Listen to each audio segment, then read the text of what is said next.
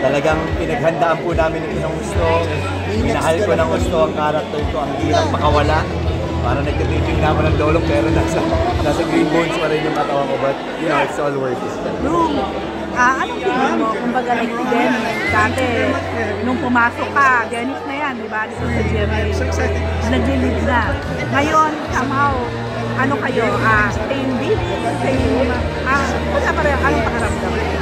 Parang hindi pa rin po siya, parang hindi pa rin po lahat siya pumapasok sa akin. But you know, nakaka-humble lalo. Kasi parang yun naman po yung mga dati kong pinapangarap lang nun. Nangangarap ako makatrabaho sa Kuya Dennis or yung mga tinitingala ako mga artista. And then ngayon, magkasama na kami sa pelikula at parehong bibida sa isang pelikula. It's parang grabe.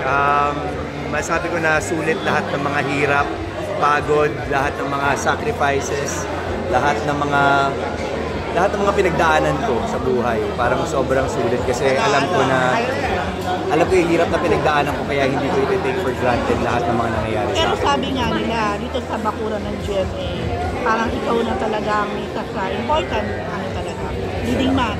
Like sabihin nga, kaya nga may Lolong Part 2 eh. Dahil ikaw lang daw ang nakatalo kay Coco Martin in terms of rating. For me po kasi, ever since nagsisimula pa lang ako, galing ako sa Protege, hindi talaga ako tumitingin sa kompetisyon. Parang ako, simple lang po hangarin ko at alam po ng Panginoon Diyos. Alam niya kung bubuksan na yung puso ko. Ang gusto ko lang talaga ay makagawa ng mga proyekto na makabuluhan kung saan makakapagbigay po ako ng inspirasyon sa mga tao, lalo-lalo na po sa mga kabataan. Ganun lang po kasimple. Yung competition po, inahayaan ko na lang po yung mga tao po ang gumawa niya, pero sa akin, malinaw po sa akin na hindi po yun yung goal ko, hindi yun yung hangarin ko. Kasi mulat noon pa man, sila po yung mga tinitingala ko mga artista. So hindi ko po sila titignan bilang mga kalabang ko sa buhay. Pero ramdam mo na iba na yung status mo ngayon sa network?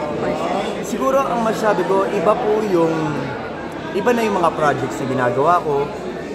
Of course, yung mga dating gusto ko lang bilhin na hindi ko ma-afford, ngayon, nabibili ko na po, nabibigyan ko po yung pamilya ko ng mas magandang buhay.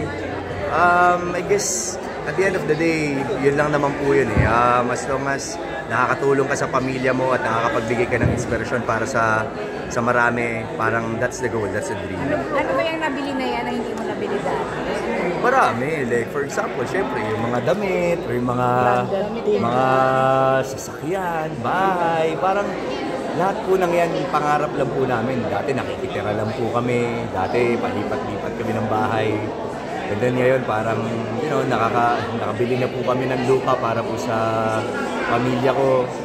Hindi pa rin siya talaga pumapasok sa akin lahat totally, but, you know, ang focus ko right now is, you know, bigay po lahat ng aking makakaya sa lahat ng projects na pinagkakatiwala sa akin at patuloy na makapagpasaya at makapagbigay ng inspirasyon sa mga tao. Ganun lang kasi. Last question po tayo ha. Best birthday gift.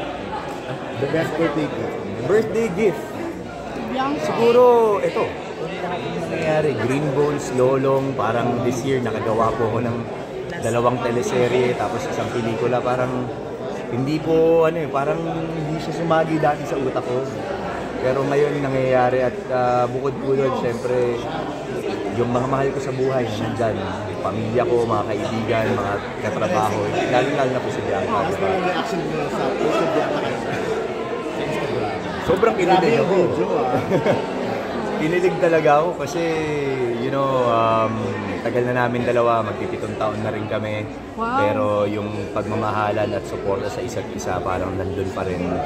At masabi namin, parang ganun siguro kami ngayon, parang nakatuto kami sa kung paano po namin mapupush yung isa't isa doon sa pagtupad ng mga pangarap po namin. Nilote ka na rin parang nilote na rin kayo.